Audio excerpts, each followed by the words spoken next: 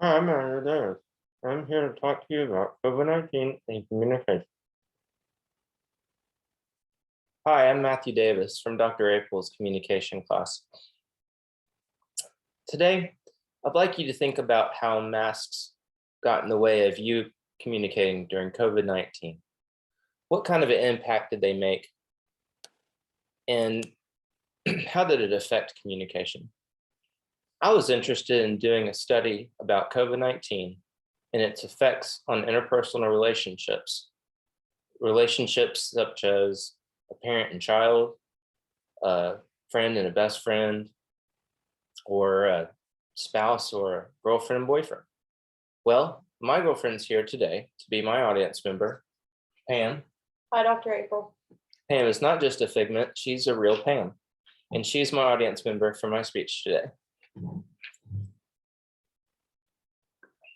So, today, I'm going to explain to you, Pam, how interpersonal relationships were affected by COVID-19. I'm going to start by telling you the big picture questions, which are: one, what are the challenges faced in interpersonal relationships as a result of COVID-19? And two, what communication strategies are used to face challenges faced in interpersonal relationships during COVID-19? I'm going to introduce you to Leslie Baxter's relational dialectic theory and explain what that is, and how I used it to understand some of the challenges and some of the strategies that participants used in my study to face COVID-19. Next, I'll explain the methods that I took, how I found participants, conducted interviews, coded responses, and found common themes, and finally created claims about communication phenomena. And then lastly, I'm going to share these claims with you and explain some examples that support the claims. Let's start by explaining the relational dialectic theory and its concepts and give real-world examples of what they are.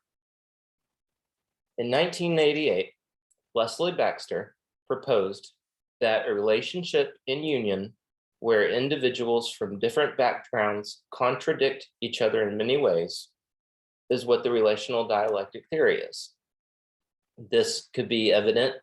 I think about my parents. They both come from two different places. One's from New Orleans, one's from El Dorado, Arkansas. My dad is more of a wheeler and dealer. My mom was more of just a quiet country girl. And when they would communicate, I would notice that they had differences about them. For instance, one would get mad at each other, the other would not get mad at all. One would disclose things, the other wouldn't disclose too much at all.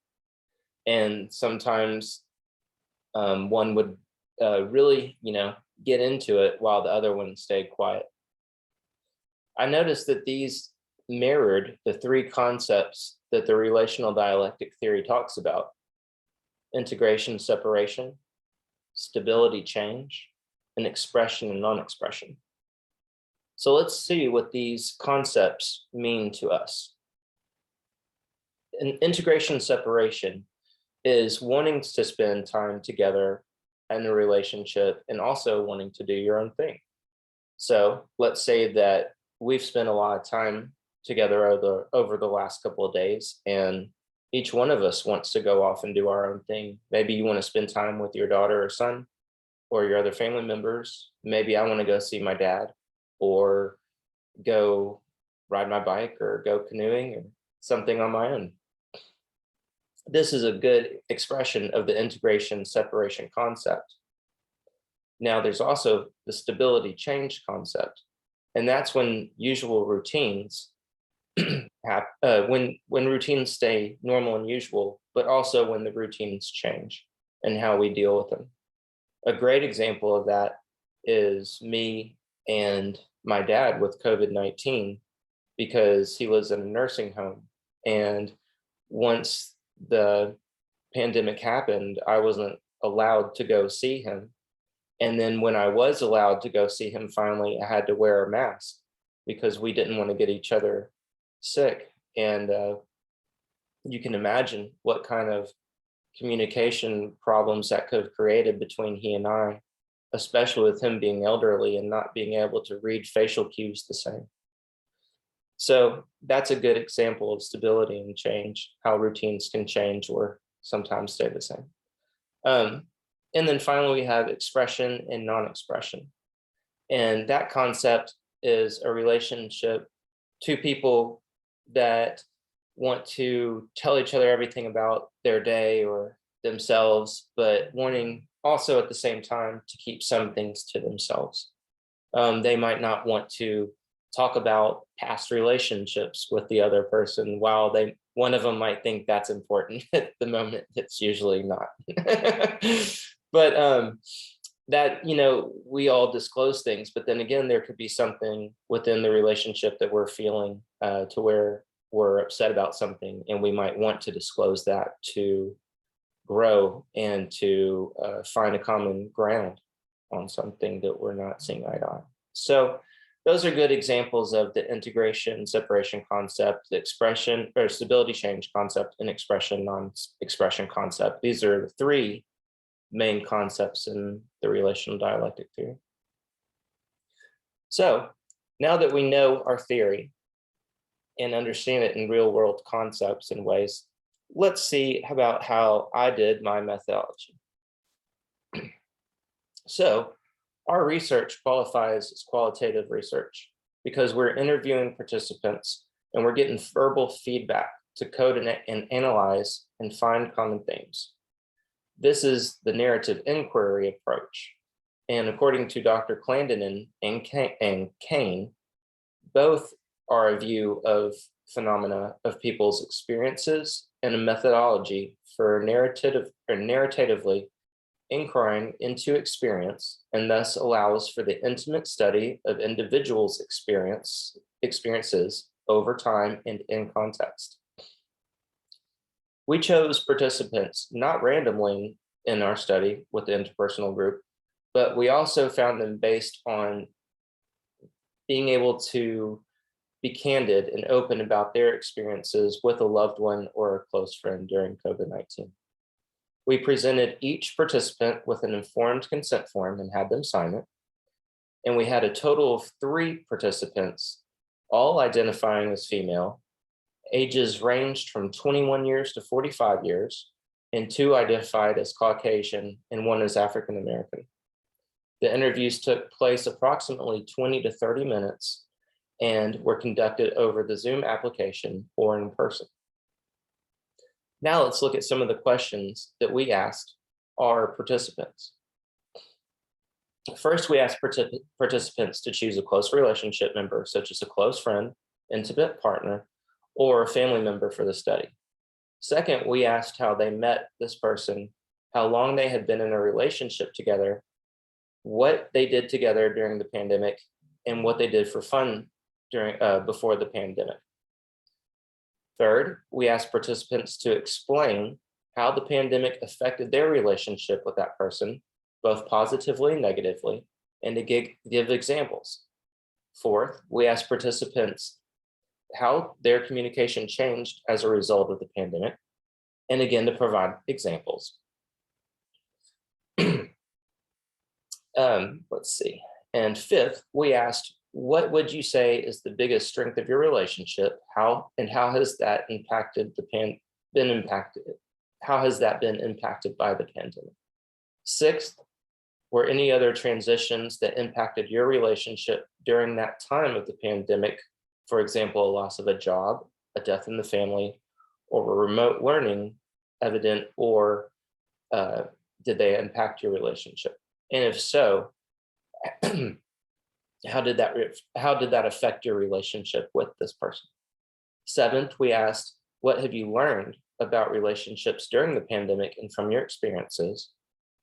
Eighth, based on your experiences, what recommendations would you give others about how to improve their relationships during the pandemic? And finally, is there anything else that you'd like to tell us about your experiences?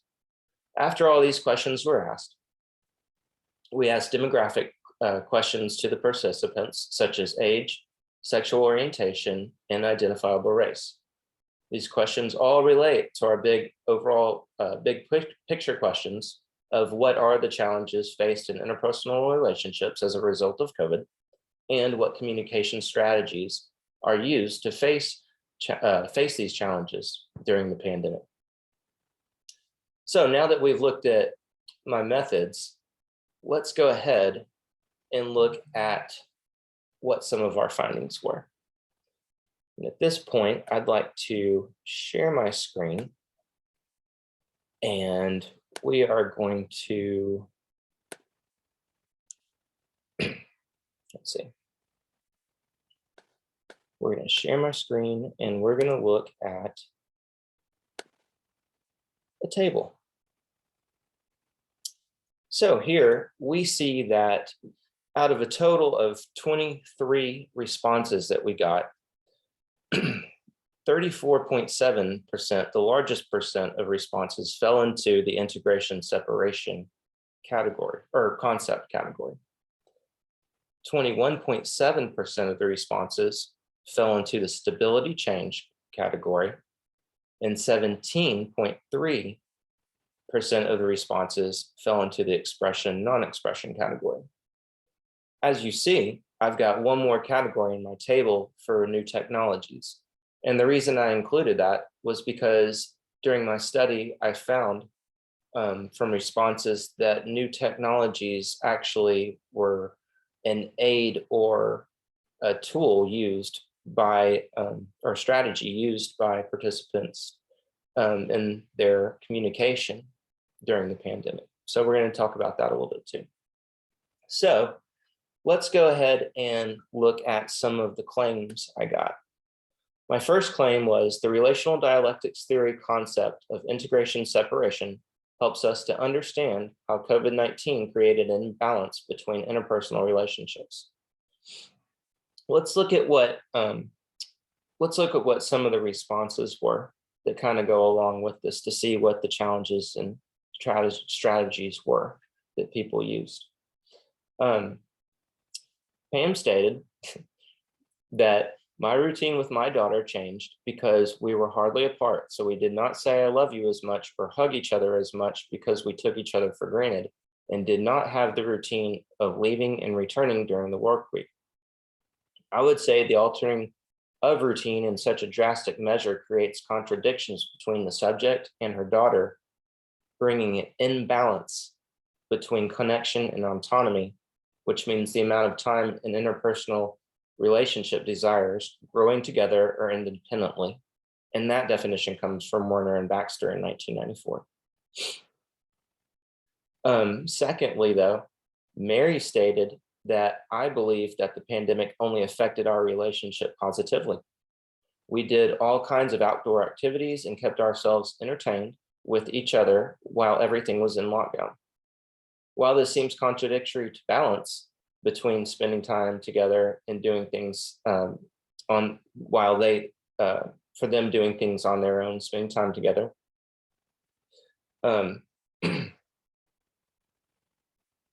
would say that it actually, the addition of more time together, not from choice, but from having to do it, actually proved a positive outcome and not a negative, which created a balance in their communication, ironically. Thirdly, I believe that, let's see, Maddie said that we had a lot of communication, just not face-to-face. We were encouraged to have more boundaries with our time and energy, and that taught us to spend time alone comfortably. This shows that it brought Maddie and her mom comfort within the boundaries of space and allowed for the relationships to positively grow together and individually during COVID-19. Let's look at our second claim. The relational dialectic theory's concept of stability change can explain challenges interpersonal relationships encountered during COVID-19. The stability change dialectic captures the necessity for partners to achieve both stability and novelty in their interactions with another, and that's from Braithwaite and Baxter in 1995. Now, again, as we saw on our table, 21.7% of our responses fell into stability change. And let's see what that meant from what our interviewees said. Let's see. Now, these responses dealt with a sub-concept of certainty and uncertainty as well, that in basic terms refers to either big changes occurring in a close relationship or a lack of changes at all. Pam said, wearing a mask makes it hard to read expressions and feelings. You can't tell when they're sad or smiling. You can't read social cues as well. I'd say due to the mask mandates that were not just mandatory in public, but encouraged in private, the usual tools a mom has to understand when her child is mentally becomes strained, those smiles or frowns or frumps can go unnoticed, thus can end in a child suffering when their emotional needs are not met. Maddie stated that I felt hesitant to hug or be close to people. I didn't want to get them sick and I was afraid of being sick. And while I didn't get sick, it was still a scary feeling. I'd say this feeling of hesitance can affect our messages to one another by restricting our genuineness and limiting the ease of honest disclosure, as well as assumptions could presume as well from one trying to be safe and the other misinterpreting the act and wanting to back off from the relationship. Mary also noted that nothing really changed besides the fact that we were together 24/7. Now, while Mary stated that nothing much had changed in their relationship, moving from a long distance relationship to being around each other all the time can affect the individual's role in each member of the relationship. It seems kind of ironic that COVID-19 created, but actually caused, it seems ironic that the changes that COVID-19 created in Mary's relationship actually caused stability. So the third claim I have is that new communication technologies affected how relationships dealt with the COVID-19 pandemic. New technologies in the 21st century have made it possible for people to communicate while seeing and hearing, but without being in the same physical space. Let's see what some people said about this. Pam stated, I would suggest using Zoom or FaceTime to connect or communicate with your loved ones when you can't go see them in person.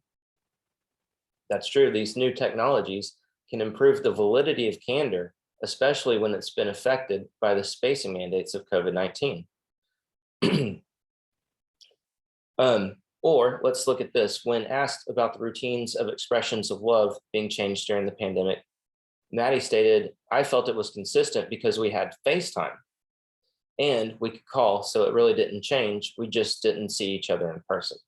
So again, this is another positive strategy to deal with the challenge of COVID-19. But on the other hand, we had a response to the same question that came out a little different. Mary stated that we were able to cut the use of technology out without having to text or call each other. So this shows that technology wasn't necessarily a strategy for Mary, but more of a challenge to her relationship. And without it, her relationship moved on in a better way. So my study has illuminated how the relational dialectic theory contributes to understanding our big picture, our research questions, and what the challenges faced in interpersonal relationships look like as a result of COVID.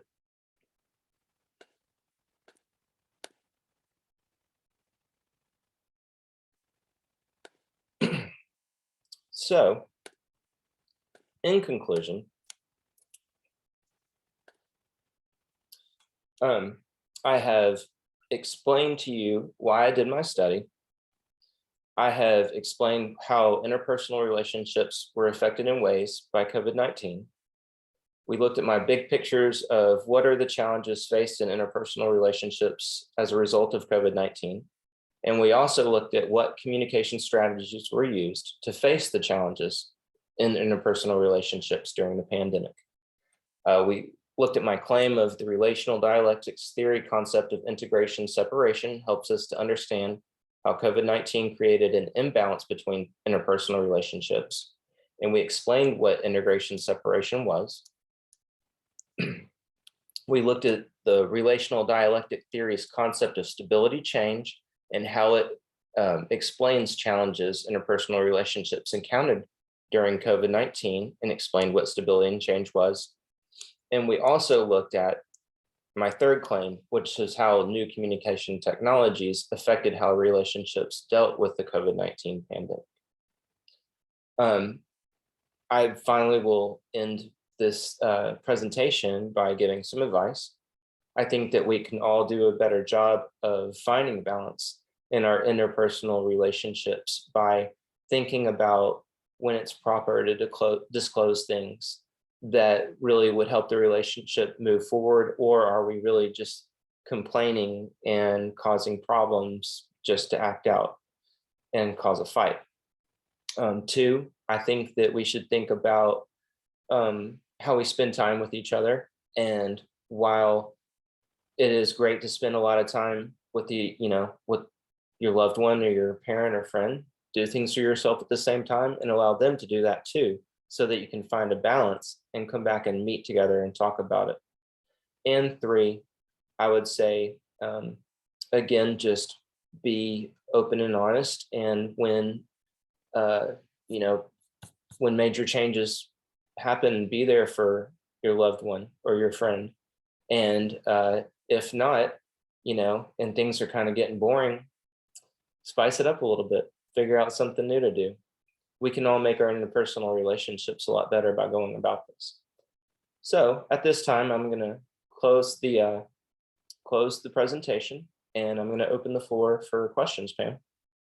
Okay, I do have a couple of questions. The Okay. first one is, what can you do to further your research? Something I could do to further my research, I think, would be to learn a little bit more about the relational dialectic theory. I think that it would help me in conflict management in the workplace to understand more of two sides and where people are coming from, especially if it's hampering work getting done. I think that'd be great for being able to help my workmates and help us to be all on the same page. I think that would increase the workload and increase the positivity around the workplace. Okay. And then also I wanted to know, did you have any revelations or new thoughts after you did this study? Yes, I did. I don't do a lot of technology, so I was thinking that after doing this study, it would be probably an important thing for me to look at something like Facebook's portal that I could use for me and my dad, because sometimes he doesn't like to answer the phone or know to answer the phone. And if I need to call him and it's an emergency, just him with his cell phone isn't really the best way. And while I can send a security guard over to his house, we all know that's just not going to be great over and over again. So I think having a piece of technology like the portal to where I can just ring him up with that, and then he can answer it and see me talking to him, and not in person but face to face, I think would be huge and a good tool for us in our relationship for moving forward. So Cool, thank you. you're welcome. And that concludes my presentation today. Thank you, Dr. April, for this class, and I really did learn a lot during my study, especially now that it's helped me to see some real world advantages of the relational dialectic theory and how they relate to me and Pam's relationship and to my dad and other people like that. So thanks again, and I'm out.